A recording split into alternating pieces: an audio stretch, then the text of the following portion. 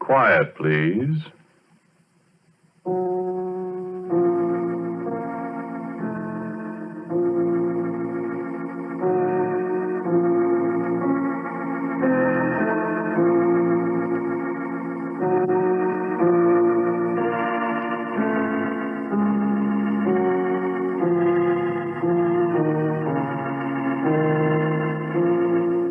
The Mutual Broadcasting System presents Quiet Please, which is written and directed by Willis Cooper and which features Ernest Chappell. Quiet Please for tonight is called The Thing on the Fourble Board.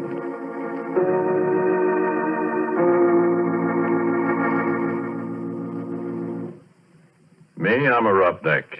Well, I was a roughneck, 20 years ago. A little too old, too slow now. Besides, I got $1 now. I don't have to be a roughneck, you see. Married, got a nice home. Had to meet my wife. Hey, Mike. Her name's Maxine, but she likes to be called Mike. Mike! I guess she's busy out in the kitchen someplace. Besides, she doesn't hear very well. Shame, too. She's so pretty and everything. Well, you'll meet her. Sit down. I was saying I was a roughneck. Well, no, that doesn't mean exactly what you think it means. A roughneck is an oil field worker, specifically a guy in a drilling crew. Call them roughnecks like you call a section hand on the railroad a gandy dancer, a garage hand a grease monkey. Same time you work around a drilling crew for a while, you're going to be a roughneck in every sense of the word, boy. A derrick floor or a Fourble board's no place for a guy with a bow tie. Because when you have to fool around with drilling holes that go farther down the ground than it is from the top of Pike's Peak down to sea level... Yeah, sure they do. The time I was a roughneck, we got this one well down to 7,313 feet. That was a record. But last May, Pure Oil brought one in out in the Natrona Valley in Wyoming at 14,309 feet. That, friend, is almost 3 miles. Quite a hole, that, huh? Sure, I don't think there's an oil man in the world that don't wonder one time or another what's down there, besides rock and oil and gas. Oil that's made out of trees that died 20 million years ago. Oil that's made out of dinosaur bones. Oil that's maybe made out of the flesh and blood of men, maybe, that beat each other to death with a stone axe, ate saber-toothed tiger for lunch. Yeah, you get to wondering. You look at the cores that come up from way down there, and sometimes the little shells, trilobites mostly, that was alive when Manhattan Island, where New York is, was under half a mile of ice. We found something once, me and Billy Grunwald, and something found us. I'll tell you about it. We were down to around 5,400 feet. We'd set casing. We began to get water, so we had to stop drilling and cement off. Well, you see, when water begins to seep in the hole, you pull your drill pipe, then you let down a cementing shoe inside the casing, and you plug up the bottom of the hole, casing and all, with quick-hardening, waterproof cement. Then when it's hard, you drill through the cement and go on down, and the cement outside the casing at the bottom keeps the water out. Well, we had the drill pipe all pulled and racked. The cement was setting, see, so we was shut down, waiting for it to harden. We'd been coring just before. Well, you see, a core drill is hollow, and as the bit digs down, it stuffs the drillings up inside it, so when you pull it out, you got a sample of the kind of stuff you're going through. And a geologist can tell a lot from that. So there's nobody around the rig except me that night. The rest of the crew's going into town. I was toasting some pork chops over the forge for my supper. I heard a car pulling up. Look out, it's Billy Grunwald, the geologist, and I give him a hello. Hi, Billy, come and have a pork chop. Hi, Porky. Where's everybody? They all went to town. I'm the whole crew. I had 3 blowouts between here and Oxnard. Yeah, I wondered where you was. Ted said you'd been here about 3. Yeah, I would have been, except for my tough luck. Oh, I'm dead. Yeah, hungry? Starved. Yeah, I got 7 pork chops. And bread. And some coffee, kind of. Swell. Yeah, I got a bottle in the car. We're going to have a banquet. Hey, where's that core? That's what I came up here to look at. Yeah, back there on the bench. Look at it after supper. Hey. What? Didn't you say you were all alone here? Uh-huh. I thought I heard somebody talking. I don't see anybody. If you keep an eye on that pork chop, you won't have any supper. Yeah, I'm watching it. Yeah, let me put the coffee on. Like so. When'd you finish cementing? This morning. Last tower only made about 10 feet of hole, so Ted shut down before we get flooded out of house and home. What's funny about that water? How? Oughtn't to be any at that level, according to my figuring. Well, there is. Is it salt? Sure, right out of the bottom of the ocean. That's funny. Well, maybe I'll be able to tell something from the core. Yeah, I hope so. Well, last core I looked at, I'd have sworn we were getting into shale. Ain't seen none yet from the cuttings. That's funny. Here, your pork chop stub. Yeah, take some bread. Yeah, thanks. Oh, man. Good, huh? Yeah, put on another. I had 2 already before you come. Yeah, much obliged. Yeah, you never can tell what's down there. You get it all mapped and plotted out, all the strata. And all you know is what comes out of the hole. Yeah, I'd like to go down there sometime if I was little enough. Never get you down a hole. Yeah, you'd fit. You're skinny. I'll stay up here and look at the cores, Bud. Where is that one? Behind you. Over there. Oh. Well, I'll have a look at it. Well, why don't you wait till you finish your supper? I'm just going to look at it. Put on another pork chop for me. Okay. Well, I wish those screech owls would keep... What's the matter? Hey, wait a minute, Porky. Well, what did... Listen. What's eating you?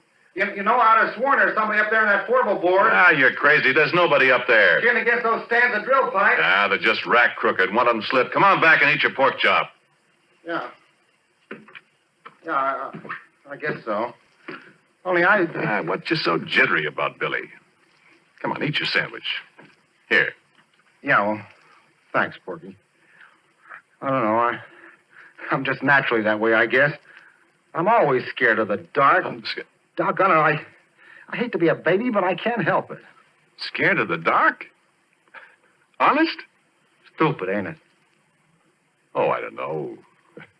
Everybody's scared of something. Me? Spiders scare the tar out of me. Black widows. Oh. I know how you feel, Billy. There another light over here? Yeah. Here. Ah. Oh. That's better. Hey, listen, Porky. Go out to the car and look in the left-hand door pocket and bring back that bottle, will you? That's what I need. Okay, kid. Okay. So I picked up a flashlight. I turned around and went outside. I found a car. And I got the bottle. And the floor of the derrick was all lit up, and when I saw a beam of light suddenly flash up toward the Fourble board, and I laughed. Billy Grunwald and his ideas. Sure, I looked up. There wasn't a darn thing up there, except the drill pipe racked against the fingerboard. Oh, this, Fourble board. Well, you've seen oil derricks, or pictures of them? You know that little platform that runs around the outside of the derrick about halfway up? Well, that's the Fourble board. Well, you see, drill pipe comes in lengths, and you handle them with several lengths screwed together so as to save time getting them in and out of the hole. 2 lengths is a double, 3 is a triple, 4 is a Fourble. When you pull the pipe, you heist it up inside the derrick with a traveling block, which moves up and down from the crown block at the top of the derrick. And then when a Fourble of pipe is pulled out, it's held in the rotary table. You break the joint with tongs, like a great big Stilton wrench, you see. Snub a cable that's fastened to the handle over the cathead on the drawworks, and that breaks the joint. Then you hold the tongs on the pipe, give the rotary table a few turns to unscrew it. You heist away with the traveling block and swing it over against the fingerboard, lean it against the derrick. The guy up on the Fourble board takes off the traveling block. You do it all over again till you got all the pipe out, you see?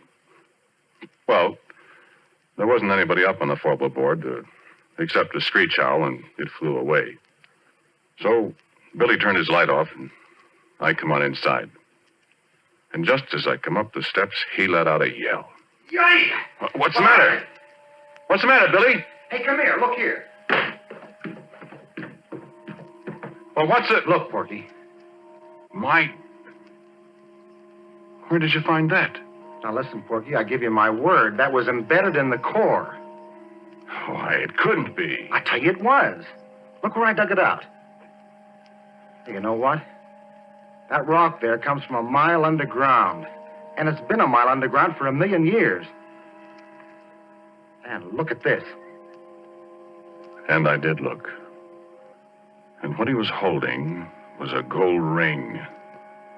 And it was all carved and filigreed just like jewelry. And there wasn't any kidding about it. It was real.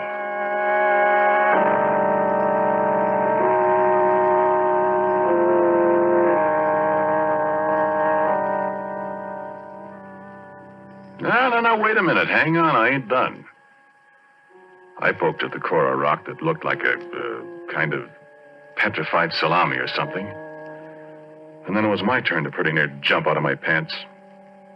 Because right alongside the place where Billy dug out the ring, there was a mud-covered, but very unmistakable finger. I picked it up, and it was cold, and it was heavy, and it was solid rock. At least it felt like solid rock. And I looked at Billy, and Billy looked at me. He started to rub the mud off this here stone finger. And as he rubbed it, it begun to disappear. No, he could still feel it, he said, but when the mud was gone, neither one of us could see it. And he dropped it to the derrick floor. It went clunk, and we couldn't find it any place. So you know what we done? Well, we took that bottle and we took and finished it, Billy and me. We finished it in one slug apiece, and it was a full pint of bathtub gin. It tasted just like so much well water to me.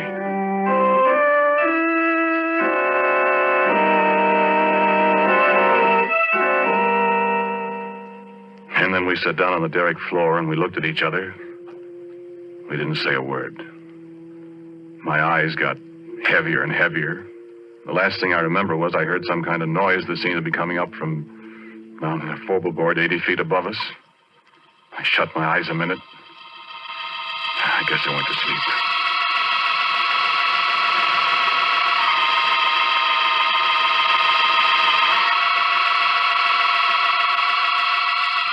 And I had awful dreams.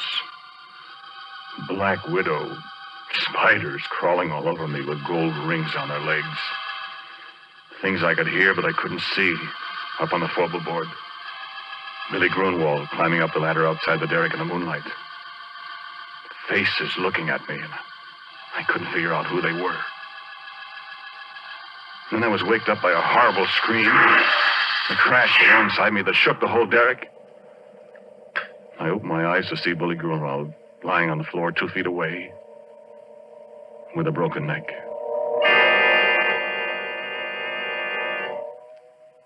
With a broken neck and his left hand, well, he put the gold ring on the little finger of his left hand, and the way his arms were spread out, his left little finger and the ring were gone. Well, friend, I got out of there. I run down to where Billy had left his car, and I got in. I stepped on the starter, and I couldn't get it to go, and then I remembered after I pretty near run down the battery that Billy had taken a key. I wasn't going up there and go through a dead man's clothes to get it. So I sat there in the car and shivered all by myself till daylight.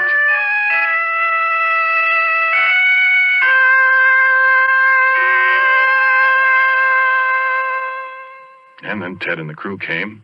Afterwards, a state cop, and everybody in the world was asking me questions. Did you and Billy have a fight, Porky? I told you we didn't, Ted. But you had been drinking. We only had that little pint, Ted. Well, what was he doing up on the Fourble board? Did you threaten him, and did he run up there to get away from you? Listen, cop, don't be a chump. Billy Grunwald and I were good friends. Then why'd you push him off the Fourble board? I didn't, I tell you. I wasn't up there. Oh, what did he go up there for? I don't know. I was asleep. How do you know he was up there? I didn't say he was. You said so. Besides, how would he break his neck if he didn't fall from way up there? Well, look, officer. I think it was just another accident. I mean, we haven't got anything on Porky, and personally, I don't believe he did it. Well, it's mighty mysterious. So it is. But we got work to do. Now, how about it? That cement's hard down there, and I want to start drilling again, and I'm short-handed. Will you let Porky stay here till I run in my pipe again, and, well, then you can take him and ask him questions till you're blue in the face. Well, Okay. Let's get rolling. You got steam up, Happy? I'm all set. All right. Porky, you go from the Fourble board. What? Not me, Ted. Oh, don't be such a boob. There's nobody up there to shove you overboard. You can put a safety line around you if you want to. And besides, you're getting paid to do what you're told. I've lost too much time already. Come on, get going.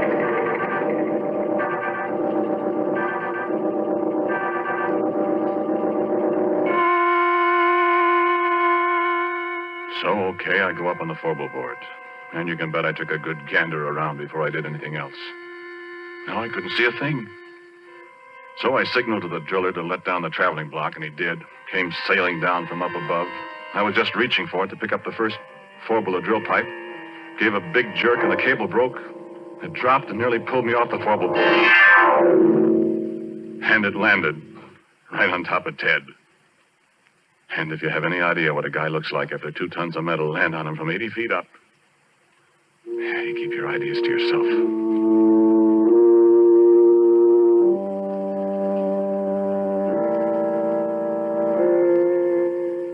Well, that was enough. 2 accidents in a row.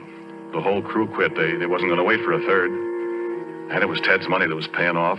There wasn't any more, and as far as I know, the abandoned derrick is still there. And that was 20 years ago. Oh, I forgot to tell you something. That traveling block was right in front of my face when it broke loose. It was hanging by steel cable, 3/4-inch steel cable. And I saw that cable break right before my eyes. Looked just like a piece of string when you snap it between your fingers. I could almost see the fingers. You know what? There was something up there on the Fourble board with me.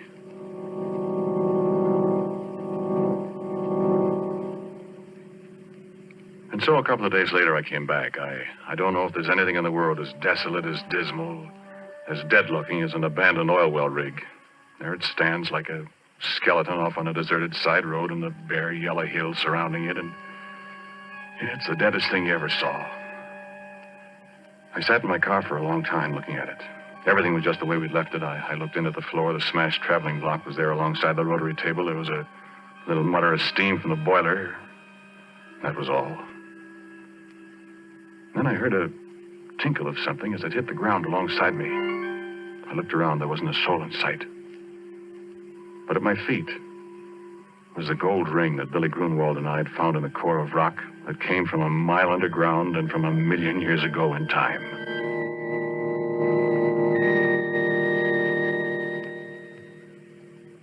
And I heard a little sound. The sound of a kid crying. And there wasn't any kid up there. And I heard it again, and it came from above my head, and I took out my revolver. I loaded it carefully. I started up the ladder to the Fourble board. No, there wasn't anything up there, nothing I could see. There was a voice crying. The voice of a little kid. And then there was a movement behind the rack of drill pipes, and I saw the pipe move, and I yelled, "Come out of there, whoever you are! Come out or I'll start shooting!" And the stand-up pipe shivered, and I thought, what can it be that can handle that heavy pipe like jack straws? And then there was a crash.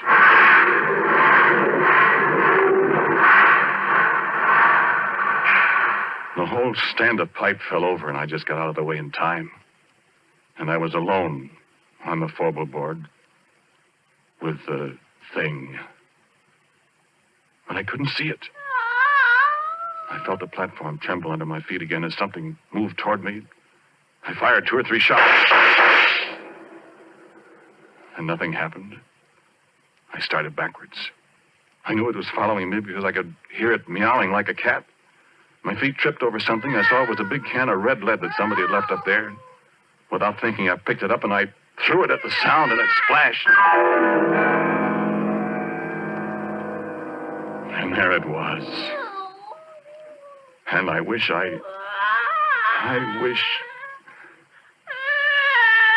face of a little girl, frightened, crying with hunger and terror. Hands like a human being, and a finger missing from the left hand. And a body.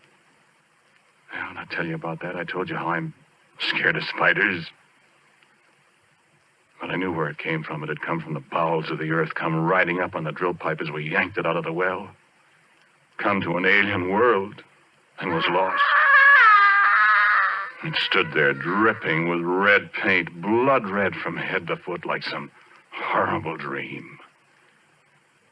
And it put its hand on my arm. Its hand was stone, living, moving stone. And it looked into my eyes and mewed like a lost kitten.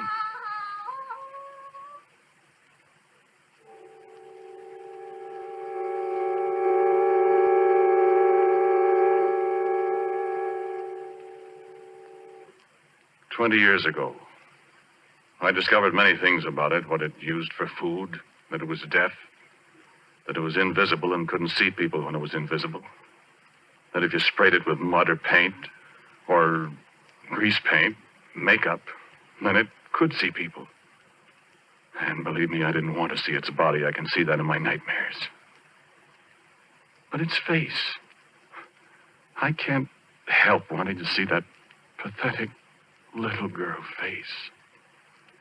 I'm afraid maybe I've fallen. But it's very beautiful. And when it's well made up, it's...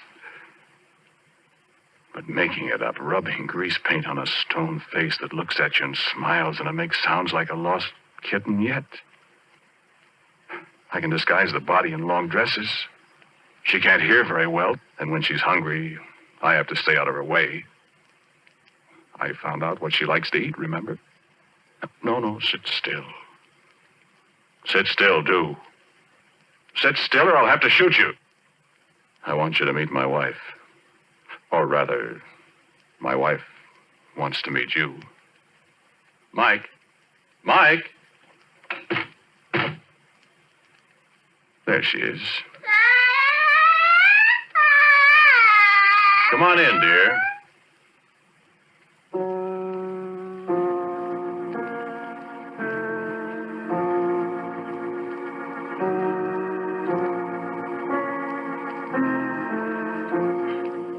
The title of tonight's Quiet Please story is The Thing on the Fourble Board.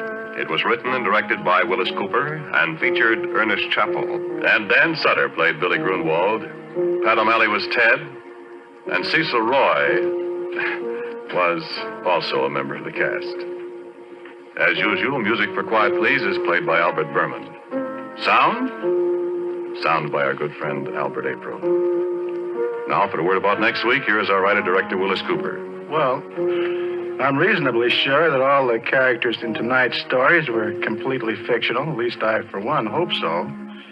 Next week, the story is called Presto Changeo, I'm sure. And so, until next week at the same time, I am quietly yours, Ernest Chappell. This program was heard in Canada through the facilities of the Canadian Broadcasting Corporation. This is the Mutual Broadcasting System.